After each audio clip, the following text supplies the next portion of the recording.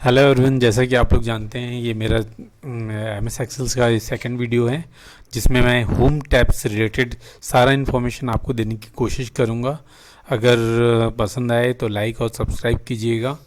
और प्लीज़, मैं एक नया यूट्यूबर हूं तो प्लीज़ आपकी अगर आप लोगों को कोई भी क्वेश्चन हो तो मुझे कमेंट पे लिखिए, मैं सॉल्व करने की पूरी कोशिश करूंगा। ओके, तो सबसे पहले हम चलते हैं MS एक्सेल। माइक्रोसॉफ्ट एक्सेल 2007 में यूज़ कर रहा हूँ मैं। इस MS एक्सेल के अंदर पहला हमारा जो होम है, होम टैब है। हम होम टैब से रिलेटेड सारा इन्फॉर्मेशन देने की कोशिश करेंगे। ओके, तो इसके लिए सबसे पहले न्यू में चलते हैं। न्यू में जाने के बाद MS सेल्स रिपोर्ट क्रिएट करते हैं। सेल्स रिपोर्ट कहाँ से आएगा? इंस्टॉल टेम्पलेट में जाइए, सेल्स रिपोर्ट नाम का एक फाइल होगा, उसको क्रिएट कर लीजिएगा। इससे क्या होगा, हमारे पास एक डेटा आ जाएगा। इस डेटा की सहायता से हम लोग सारा एक्सरसाइज कर सकते हैं। क्लियर? ओके, तो सबसे पहला काम है हमारा cut copy paste. Cut copy paste वैसे ही है जैसे MS वर्ड और विंडोज़ के सारे प्रोग्राम में काम करता है, बट फिर भी आप लोग को एक बार मैं आप लोग को बड़े प्यार से धीरे से समझा रहा हूँ। ओके, तो कॉपी सेलेक्ट करेंगे, आप ऑब्जेक्ट को कॉपी करेंगे। कॉपी करते ही आपके चारों तरफ देखिए जितने को आपने सेलेक्ट कर रखा था, एक हाईलाइट हो रहा है। और जैसे जैसे आप इसको कहीं पर भी जैसे जाके हम उसको पेस्ट करते हैं तो ये हाईलाइटर ऑफ नहीं हुआ है। MS वर्ड में हम कितने बार भी कहीं पर भी पेस्ट कर सकते हैं, लेकिन MS एक्सेल में पेस्ट करने की, अगर आपने पेस्ट करने के बाद अगर सेव का बटन दबा दिया तो आपका हाईलाइटर ऑफ हो जाएगा और दोबारा पेस्ट करने पे पेस्ट नहीं होगा। तो सेव करते ही क्लिपबोर्ड से आपका कॉपी किया गया डेटा रिमूव हो जाता है। पहला सेम MS एक्सेल का कट कमांड है। कट करने के बाद हाइलाइटर ऑन हो जाएगा और पेस्ट कर देंगे। लेकिन यहाँ पर दूसरी सबसे बड़ी बात यह है, प्रॉब्लम वाली बात यह है कि जैसे हम यहाँ पर पेस्ट कर देते हैं और डेटा एक जगह से दूसरी जगह ट्रांसफ़र हो जाता है, उसके बाद पुराना अपनी जगह से रिमूव हो जाता है, ये भी ओके है, बट दोबारा पेस्ट नहीं कर सकते आप। ठीक है, MS वर्ड में एक बार कट करने के बाद भी कई बार मल्टीपल टाइम पेस्ट कर सकते हैं। हम पेन ब्रश में भी हम लोग कट करने के बाद मल्टीपल टाइम पेस्ट कर सकते हैं, लेकिन MS एक्सेल में ये नहीं कर सकते। ओके, नेक्स्ट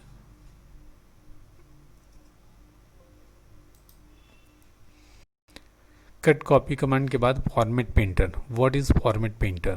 तो फॉर्मेट पेंटर में देखिएगा सबसे पहला काम है, आप देखेंगे यहाँ पर ना, फॉर्मेट पेंटर में जैसे हम यहाँ पर एक अलग फॉर्मेट है, कलर है, फॉन्ट का कलर है, टेक्सचर है, सब कुछ एक अलग है। तो इस फॉर्मेट को हम यहाँ से मूव करके दूसरी जगह पेस्ट करना चाहते हैं तो ये कहलाएगा फॉर्मेट पेंटर। तो एक जगह के फॉर्मेट को दूसरी जगह पे पेस्ट करना फॉर्मेट पेंटर कहलाता है। ओके, जैसे एग्जांपल के लिए मैं आपको देखता हूँ, 312 सेलेक्ट किया, मैंने बोल्ड किया, इटैलिक किया, अंडरलाइन किया, कलर किया, टेक्स्ट पे भी कलर करते हैं हम लोग। उसके बाद यहाँ से फॉर्मेट पेंटर उठाया, उसके बाद मैंने दूसरी जगह अप्लाई कर दिया। देखिए सेम टू सेम अप्लाई करने के बाद देखिएगा यहाँ पर का कलर सेम वैसा ही हो गया जैसा यहाँ हुआ। तो इसके लिए आपको सबसे पहले जिस सेल का फॉर्मेट उठाना है, आप लोग को पिक करना है, उसके ऊपर पहले सेलेक्ट कीजिएगा, फिर फॉर्मेट पेंटर दबाइए, उसके बाद जिस जगह पे आपको अप्लाई करना है उसको सेलेक्ट कीजिए, ऑटोमेटिकली ये कन्वर्ट कर देगा। ओके, तो ये कंप्लीट हुआ। ये क्लिपबोर्ड सेक्शन था हमारा।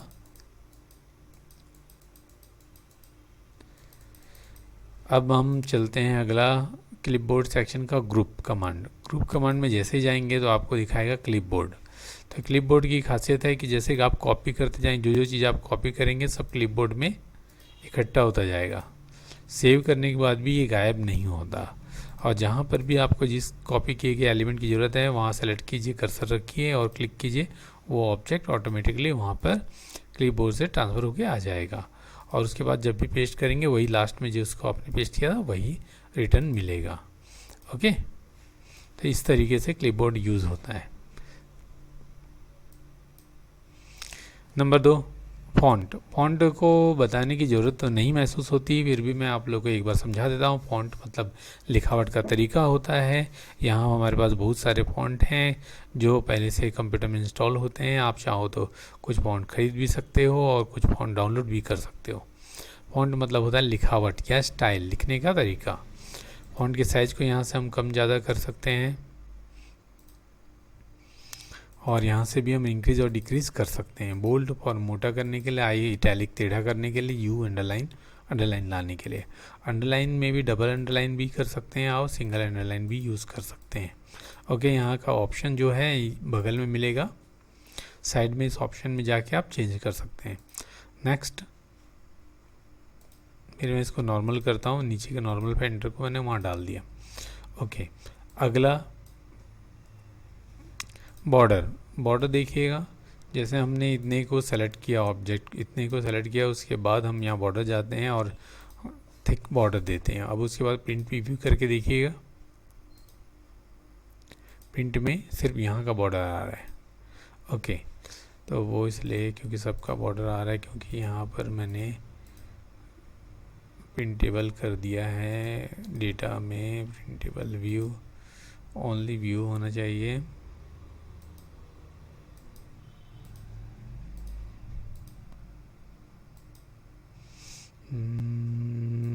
पेज लेआउट में। ओके, ग्रिड लाइन को व्यू, ये बाद में देखेंगे हम लोग, लेकिन अभी देख लीजिए। अभी जैसे हम यहाँ पर साइड सेलेक्ट करते हैं और चारों तरफ को बॉर्डर लेते हैं, ऑल बॉर्डर लेंगे, उसके बाद देखिएगा इतने में बॉर्डर आ रहा है, बाकी में बॉर्डर नहीं आ रहा है। तो अगर आपको बॉर्डर चाहिए तो आपको क्या करना होगा, जितना एरिया में बॉर्डर चाहिए उतने एरिया को आपको सेलेक्ट करना पड़ेगा और बॉर्डर अप्लाई करना पड़ेगा। क्लियर?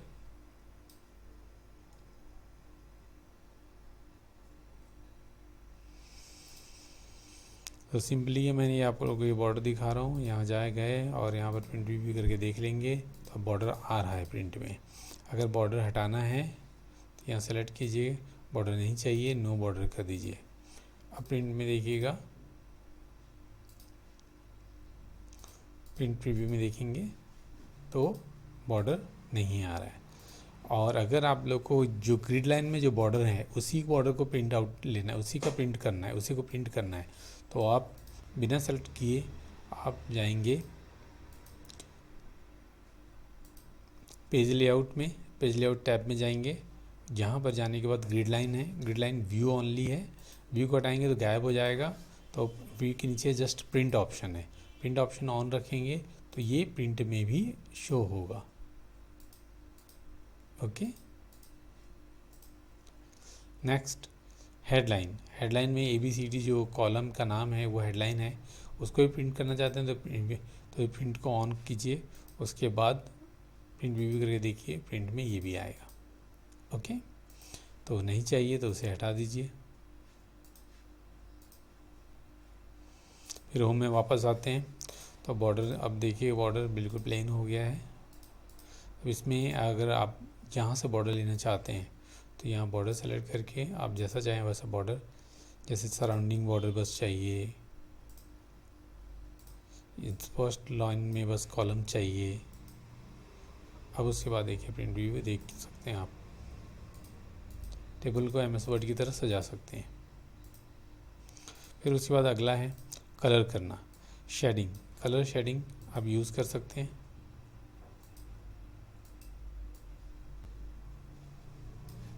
अलग अलग शेडिंग के कलर यूज़ कर सकते हैं।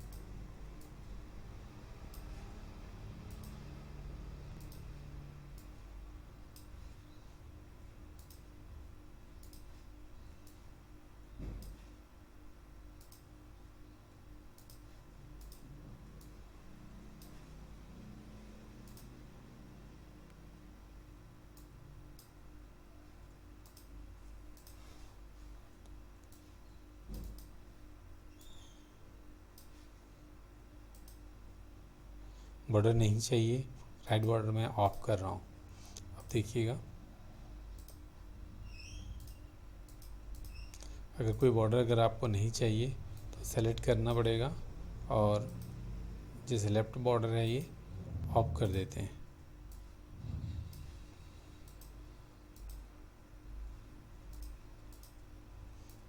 ऑफ नहीं हो रहा है तो नो बॉर्डर कर दीजिए, फिर उतने एरिया में फिर से बॉर्डर दीजिए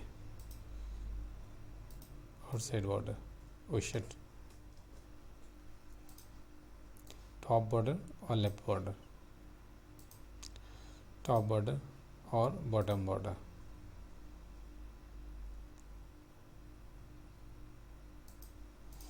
अब देखेंगे तो वहाँ पर बॉर्डर नहीं होगा। तो कुछ ट्रिक यूज़ करने के बाद आप चाहें तो इसे अपने हिसाब से जैसा चाहें वैसा मैनेज कर सकते हैं। ओके, MS वर्ड में जैसे आपने टेबल यूज़ किया बिल्कुल वैसा ही आप इसे भी मैनेज कर सकते हैं। MS वर्ड का टेबल कमांड मैंने अभी डाला नहीं है, मैं बाद में डालूँगा, तो उस समय आप चाहें तो देख सकते हैं। नेक्स्ट है कलर, फॉन्ट का कलर चेंज करना। ये MS वर्ड में भी आप लोगों ने किया होगा, आप चाहें तो चेंज यहाँ पर भी चेंज कर सकते हैं।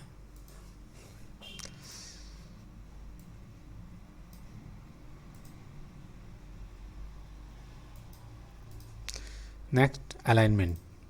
ये जो अलाइनमेंट है आपको तब तक पता नहीं चलेगा जब तक आपका सेल बड़ा नहीं होगा। तो हम इस एक सेल को बड़ा कर लेते हैं। अच्छा ध्यान रखिएगा, सेल को बड़ा करने के लिए 1 और 2 के बीच में जो बॉर्डर है वहाँ पर ले जाने के बाद एक निशान आएगा आपके माउस पॉइंटर में, उसको खींचने पे आपका बॉर्डर चौड़ा हो जाएगा। सेम इधर से भी कर सकते हैं आप। तो अब देखिए हमारा सेल, हमारे सेल में जो वैल्यू है कहाँ है, कॉर्नर में है। ओके, और राइट साइड के, सॉरी लेफ्ट साइड के कॉर्नर में है। तो लेफ्ट साइड के कॉर्नर में है, क्यों? क्योंकि ये वाला ऑप्शन अभी ऑन है। अगर टॉप करेंगे तो ऊपर चला जाएगा, मिडिल करेंगे बीच में आ जाएगा, बॉटम करेंगे नीचे चला जाएगा। ओके, तो मिडिल में मैंने कर दिया, और ये लेफ्ट में लेफ्ट साइड रहेगा, सेंटर में बीच में आ जाएगा, राइट में राइट आ जाएगा। तो इस तरीके से आप 6 डायरेक्शन का यूज़ करके आप सेल के किसी भी एलिमेंट को आप अलाइन कर सकते हैं, लेफ्ट राइट सेंटर। जब जैसे मैं बाकी के यूज़ कर रहा हूँ, सेलेक्ट किया हमने मिडिल सेंटर। ओके, तो सारे सेलेक्ट हो गए। क्लियर हो गया होगा मेरे ख्याल से आप लोग को। चाहें तो आप इसे इस तरीके से रोटेट भी कर सकते हैं।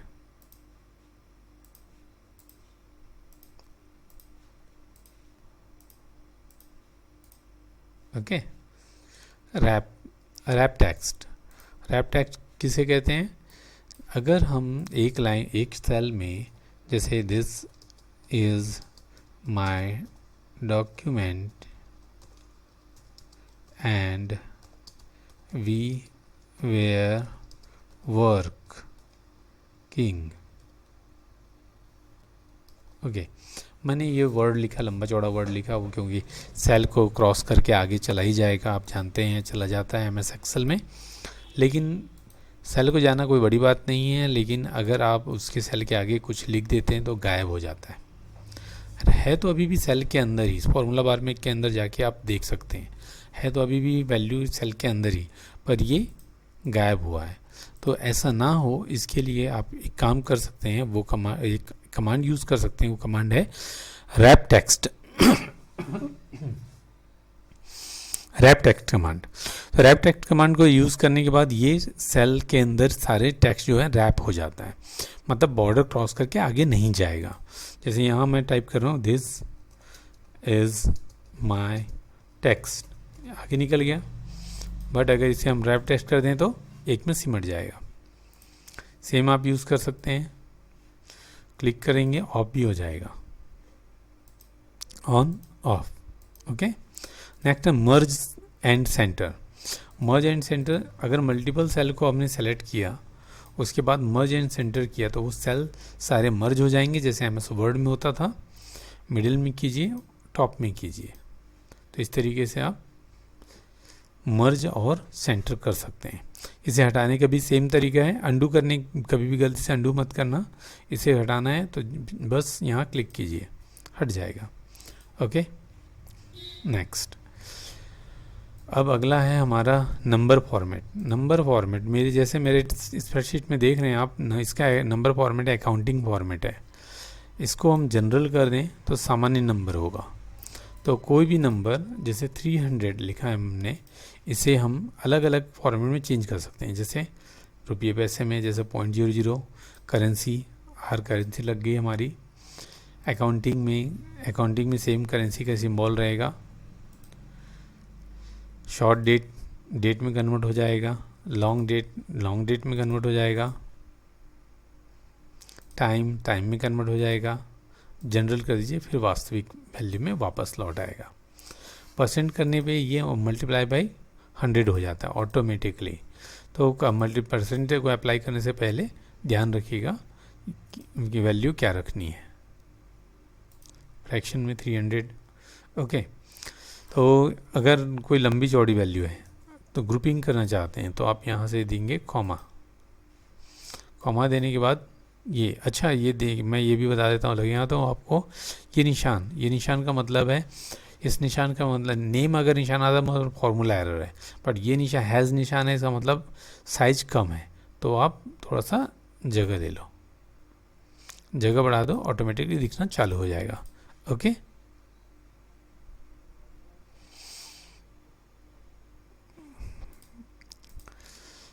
नंबर के बाद दशमलव के बाद वैल्यू को जैसे हमने लिखा दशमलव के बाद की वैल्यू जनरल कर देते हैं। पहले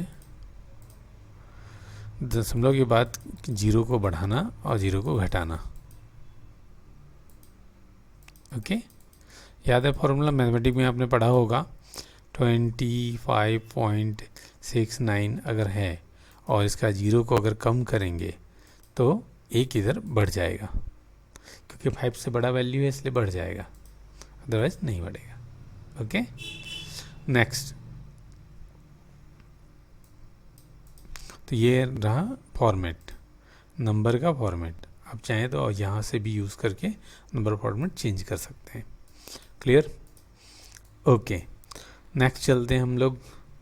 कभी लाइव सेशन करूँगा, अगर आप लोग अगर कमेंट करेंगे और शेयर करेंगे तो मैं लाइव सेशन भी करूँगा इसका।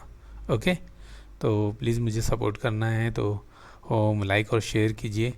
अगर वायरल हुआ वीडियो तो मैं ज़रूर लाइव में आकर आपके सारे प्रॉब्लम सॉल्व करने की कोशिश करूँगा। ओके, नेक्स्ट है कंडीशनल फॉर्मेट। कंडीशन के आधार पे फॉर्मेट करना। जैसे हमारे पास यहाँ पर नंबर दिया गया, मैं सारे नंबर्स को पहले जनरल नंबर में कन्वर्ट कर रहा हूँ। अगर मैं यहाँ फॉर्मेट का मतलब होता है ये फॉर्मेट, फॉन्ट को बोल्ड करना, इटैलिक करना, अंडरलाइन करना, कलर करना, यही होता है फॉर्मेट। लेकिन कंडीशन के आधार पे फॉर्मेट करना, जैसे मैंने सेलेक्ट किया पूरे टेबल को और यहाँ चलते हैं कंडीशनल फॉर्मेट में और डेटा सेलेक्ट करते हैं। तो देखिए, जो वैल्यू सबसे बड़ी है उसके सामने ज़्यादा लंबा खींचा, जो वैल्यू छोटी है उसके सामने कम खींचा। सॉरी। तो इस तरीके से जो वैल्यू ज़्यादा है, कंडीशन है, इसे हटाना है, क्लियर रूल में जाएंगे, clear rule from entire cell. Okay, condition के हिसाब से डालना है तो सबसे बेटर रहेगा, पूरे को सेलेक्ट कर लीजिए, कंडीशनल फॉर्मेटिंग में जाएंगे, न्यू रूल में जाएंगे, format cell that contain only में जाएंगे, सेल वैल्यू में जाएंगे और यहाँ कंडीशन है greater than, equal to, not equal to, greater than, equal to, greater than और इक्वल टू। तो ग्रेटर देन लगा रहे हैं हम लोग, ग्रेटर देन 800 या 1000, जो भी वैल्यू 1000 से बड़ी होगी उसका फॉर्मेट कर देगा। ये कौन सा फॉर्मेट चाहिए, बोल्ड, फिर कलर चेंज कर देते हैं हम, ओके कर देते हैं, बोल्ड कर दिए, ओके कर देते हैं। तो देखिए, जो भी वैल्यू 1000 से बड़ी है वो ऑटोमेटिकली कलरफुल हो गया, जो नहीं है वो नहीं है। किसी भी वैल्यू को अगर 1000 से बढ़ा कर लो तो ऑटोमेटिकली 1001 ऑटोमेटिक येलो हो जाएगा। और येलो वाले में जाके अगर हम लोग 500 कर देंगे तो ऑटोमेटिकली वो उसका कलर चेंज हो जाएगा। तो ये कहलाता है कंडीशन के हिसाब से फॉर्मेट करना, कंडीशनल फॉर्मेटिंग कहलाता है। ओके, नेक्स्ट है फॉर्मेट एज ए टेबल। इसे मत यूज़ कीजिएगा, क्योंकि अगर इसे करेंगे तो आपका टेबल का फॉर्मूला चेंज हो जाएगा, उसके बाद आप प्रैक्टिकल करने में मुश्किल होगी, तो इसे छोड़ सकते हैं। नेक्स्ट है शेडिंग। शेडिंग करने के लिए कोई सा भी कलर यूज़ कीजिए, डार्क कलर करना है डार्क लीजिए, और नॉर्मल करना है नॉर्मल लीजिए, ये जस्ट कलर करने के लिए और कुछ नहीं।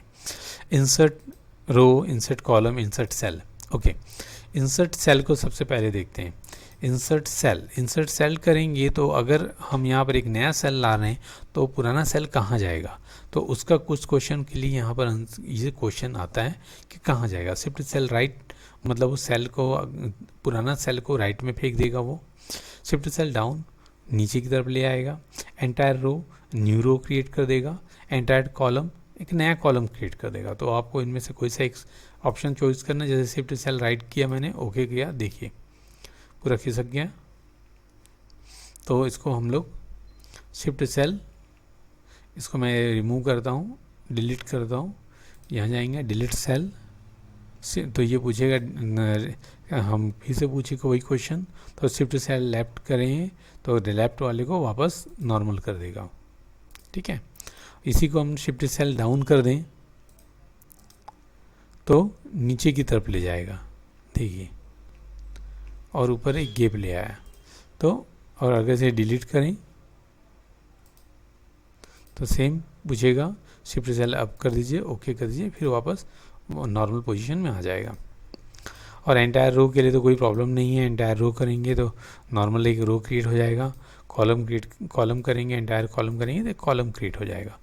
ओके, इसमें कोई टेंशन नहीं है। आप डिलीट करना चाहते हैं तो कॉलम को पूरा सेलेक्ट करके भी डिलीट कॉलम कर सकते हैं, और रो को डिलीट करना है तो बिना रो को सेलेक्ट किए किसी भी रो वाले मौजूदा रो के किसी भी सेल में सेलेक्ट करने के बाद डिलीट रो करेंगे तो रो ख़त्म हो जाएगा। ओके, नेक्स्ट है format, cell format. Cell format में बहुत सारे इंपॉर्टेंट कमांड्स हैं। जैसे सबसे पहला है row height. Row height command का यूज़ करके अगर रो हाइट को अगर आपने चेंज किया तो सभी रो का, सेलेक्ट किए गए रो का हाइट चेंज हो जाता है।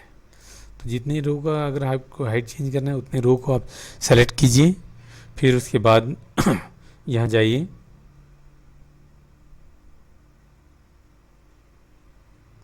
रो हाइट में जाइए और 25 कर 20 कर दीजिए और ओके कर दीजिए। ऐसा करते ही सारे सेल, सारे रो 20 हाइट में आ जाएगा। ओके, नेक्स्ट है ऑटो फिट रो हाइट। तो जितने की ज़रूरत है उतना ही अगर हमने को लेना है तो सेलेक्ट कर लीजिए सारे रो को, फिर यहाँ लेंगे ऑटो फिट रो हाइट। तो देखिए जितने की ज़रूरत है उतना चिपक गया, बाकी एक्सेस वैल्यू हटा दिया गया। तो बहुत अच्छा कमांड है। नेक्स्ट है कॉलम। कॉलम में भी कई कॉलम हमने बड़ा कर लिया, छोटा कर लिया अपने हिसाब से, तो सारे कॉलम को एक बार फिर सेलेक्ट करते हैं, फिर उसके बाद ऑटो फिट कॉलम विड्थ कीजिए, ऑटोमेटिकली सेट हो जाएगा। नेक्स्ट, जितनी ज़रूरत है उसके हिसाब से सेट हो जाएगा। नेक्स्ट है डिफ़ॉल्ट विड्थ चेंज। अगर डिफ़ॉल्ट विड्थ जो भी वैल्यू डालेंगे वो हमें हर नए एक्सेल फाइल खोलने के बाद वही वैल्यू आपके सामने आएगा। तो डिफ़ॉल्ट वैल्यू को थोड़ा सोच समझ के कीजिएगा। नेक्स्ट है हाइड एंड अनहाइड। तो अपने करंट फाइल को अगर हाइड करना है, हाइड एंड हाइड, सॉरी, ये row hide and unhide row column के लिए, तो पहले तो इसको नॉर्मल कर देता हूँ मैं।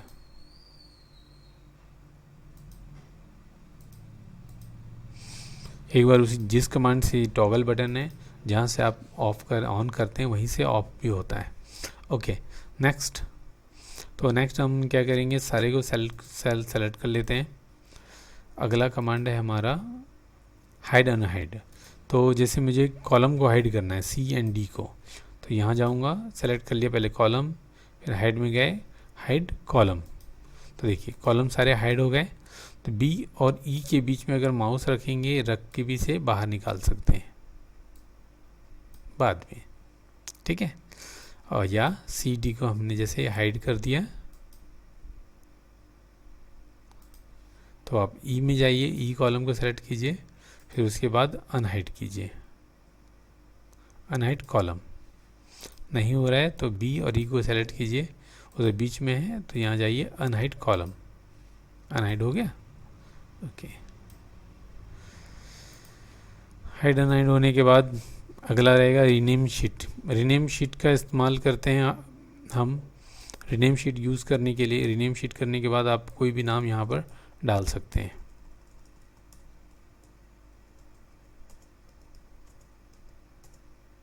बनाना, ओके, तो आप शीट का नाम बदल सकते हैं। मूव और कॉपी शीट, ये बनाना शीट को हम चाहें तो मूव टू एंड करके create and move to end कर दिए तो इसकी एक कॉपी तैयार हो जाएगी। यहाँ देखिए नीचे में बनाना 1, ये बनाना 2, तो इस तरीके से हमारा फाइल का एक और कॉपी तैयार हो गया।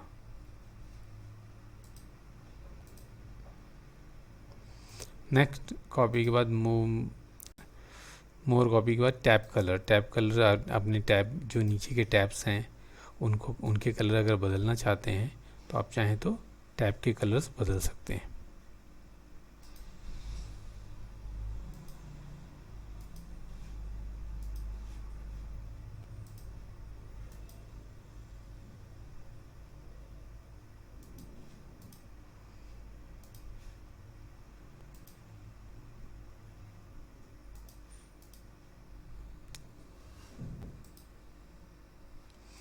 Next, protect sheet.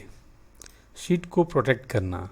शीट को प्रोटेक्ट करने के लिए आप प्रोटेक्ट शीट कमांड में जाएंगे। किस किस को फॉर्मेट करना है, प्रोटेक्ट करना है, यहाँ पर सेलेक्ट कर सकते हैं। कॉलम डिलीट नहीं होगा, इंसर्ट कॉलम रो नहीं होगा, तो सारे को चेक कर दीजिए और पासवर्ड डालेंगे। जैसे मैं अभी 1 2 3 डाल रहा हूँ पासवर्ड। ओके, कन्फर्मेशन के लिए फिर से पासवर्ड आ गया, 1 2 3 डाल दीजिए, ओके कर दीजिए। अब आपका डॉक्यूमेंट पूरी तरह प्रोटेक्ट हो गया। इसे कोई भी यूज़ नहीं कर सकता, डिलीट नहीं कर सकता, कॉलम सेलेक्ट नहीं कर सकता, इंसर्ट नहीं कर सकता, कुछ नहीं कर सकता। इसे हटाने के लिए फिर वापस जाना पड़ेगा, अनप्रोटेक्ट करना होगा, फिर वापस पासवर्ड डालिए और ओके कर दीजिए, ये अनप्रोटेक्ट हो जाए। अब आप इसमें चेंजेस कर सकते हैं। ठीक है, तो अगर आप प्रोटेक्शन के दौरान कुछ कॉलम को अनशुअर रखना चाहते हैं तो आपको क्या करना होगा, उस कॉलम को सेलेक्ट कर लीजिए, उतने सेल को, फॉर्मेट में जाइए, लॉक सेल है उसे आप एक बार क्लिक कीजिए। बाय डिफ़ॉल्ट लॉक रहता है, वो अनलॉक हो जाएगा। देखिए अभी अनलॉक हो गया। अब उसके बाद प्रोटेक्शन ऑन करते हैं, 1 2 3, ओके 1 2 3। अब प्रोटेक्शन ऑन होने के बाद देखिएगा कहीं पर भी टाइपिंग नहीं हो रहा है, लेकिन यहाँ पर हो जाएगा। ये तब के लिए बहुत अच्छा है जब आप किसी को डेटा एंट्री करने दें और ना आप चाहते हैं कि वो सामने वाला किसी डेटा एंट्री ऑपरेटर किसी और कॉलम को की वैल्यू ना चेंज कर दे, गलती से भी चेंज ना कर दे, तो उसके लिए ये कमांड परफेक्ट है। उस समय में ये बहुत अच्छा काम आएगा। ओके,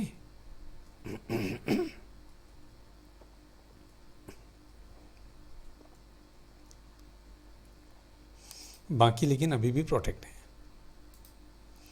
फिर से अनप्रोटेक्ट कर लेते हैं हम लोग इसे।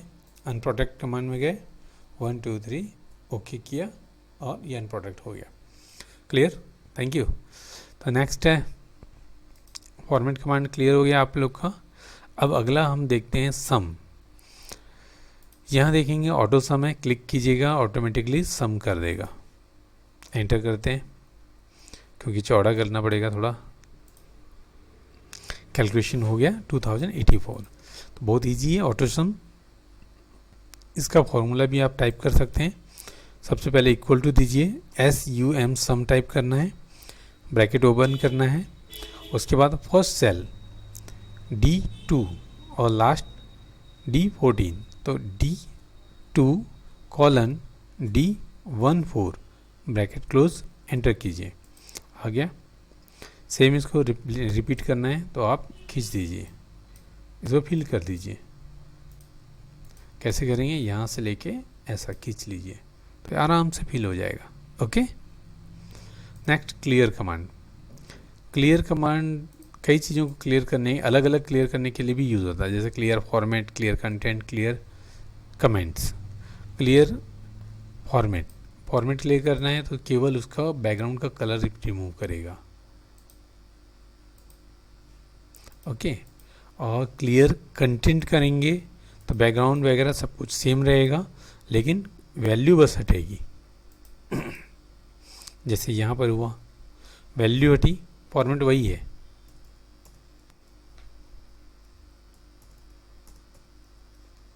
ठीक है। और क्लियर ऑल कर देंगे तो हर चीज़ हट जाएगा। कमेंट तो हमने बताया नहीं है, इसलिए अभी कमेंट के बारे में बाद में डिस्कस करेंगे।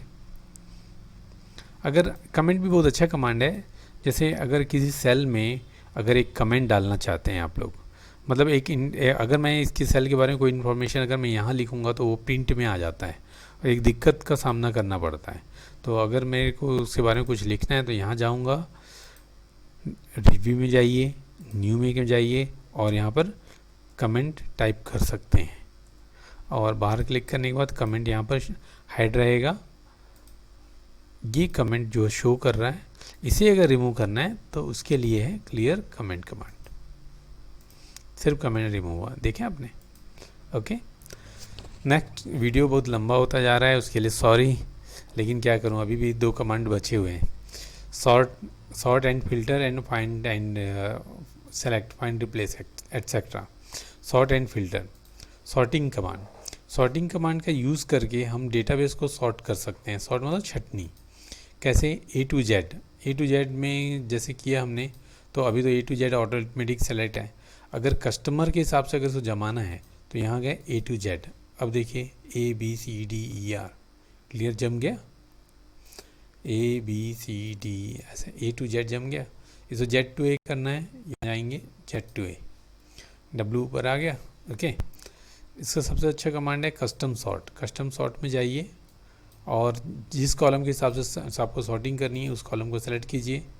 जैसे मैं न्यूमेरिकल वैल्यू लिया मैंने, छोटे से बड़ा या बड़े से छोटा, तो लार्जेस्ट टू स्मॉलेस्ट। ओके, ठीक है। तो इस तरीके से बड़े से छोटा भी कर सकते हैं, छोटे से बड़ा भी कर सकते हैं। Filter, next filter.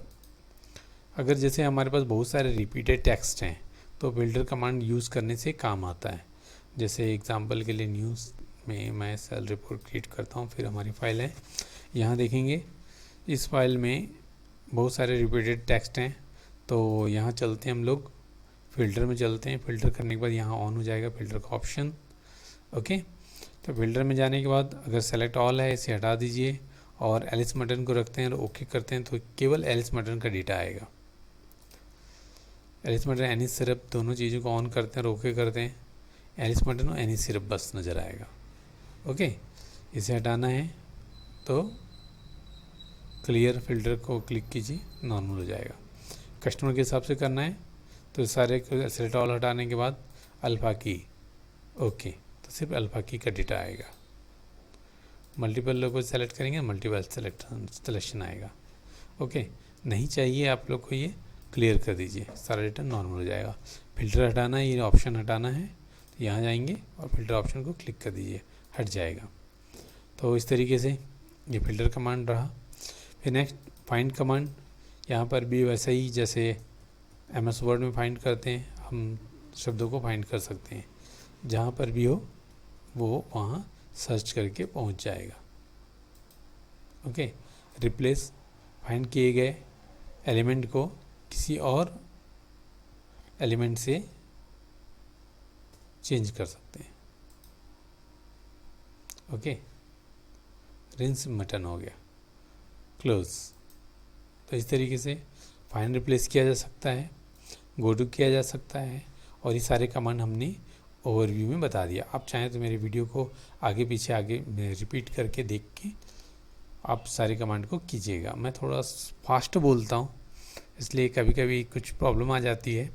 तो आप लोग तो रिकॉर्डेड वीडियो देख रहे हैं, तो जितना चाहें उतना आप इसे फास्ट फॉरवर्ड कीजिए, आगे पीछे कीजिए और सारे कमांड को अप्लाई करके देख लीजिए। इनमें से कोई भी कमांड अगर आपको समझ में नहीं आता, कोई प्रॉब्लम होती है, तो आप मुझे कमेंट में डालिएगा, मैं आपका जवाब ज़रूर दूंगा।